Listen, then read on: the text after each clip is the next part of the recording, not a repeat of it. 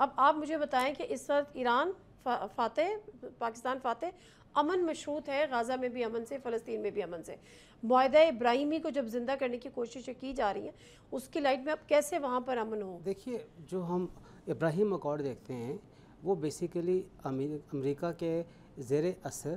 بحرین، مراکش، Sudan, UAE، یہ 4 ممالک کو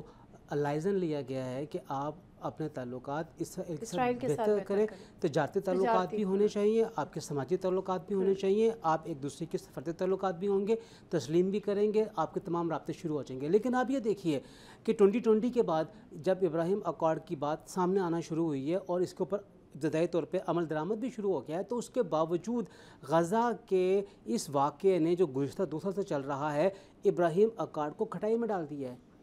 اب یہ لوگ یعنی یہ 4 ممالک اس کے اوپر اس طریقے سے عمل نہیں کر پا رہے جس طریقے سے سوچا گیا تھا کہ ان کی پروازیں بھی شروع ہو جائیں گی، سفارت خانے بھی قائم ہو جائیں گے، کیونکہ بہرحال پریشر ہے ان ممالک کے اوپر کہ ایک طرف غزہ کے مسلمانوں کے ساتھ یہ سلوک کیا گیا ہے، تو دوسری طرف 4 مسلمان ممالک وہ اسرائیل کو تسلیم بھی کر لیں اور مان بھی لیں۔ میرا نہیں خیال کہ ابراہیم اکارڈ آگے مزید چل سکے گا۔ اگر کہیں پہ دباؤ آتا بھی ہے تو وہ دباؤ کوئی بہت دباؤ نہیں ہوگا، اور اسلامی ممالک اس دباؤ کو برداشت بھی کریں گے، اور وہ اس طرح اسرائیل کو علل اعلان قبول نہیں کریں گے جس طریقے سے قبول کرنے کی پہلے بات کی برداشت بھی کریں، لیکن رول پلے کرنے کی بھی ضرورت ہے اس وقت کہ فلسطین میں امن ہو، غزہ میں امن ہو۔ جی بالکل۔ سبسکرائب کریں اور بیل دبائیں تاکہ کوئی خبر رہ نہ جائے۔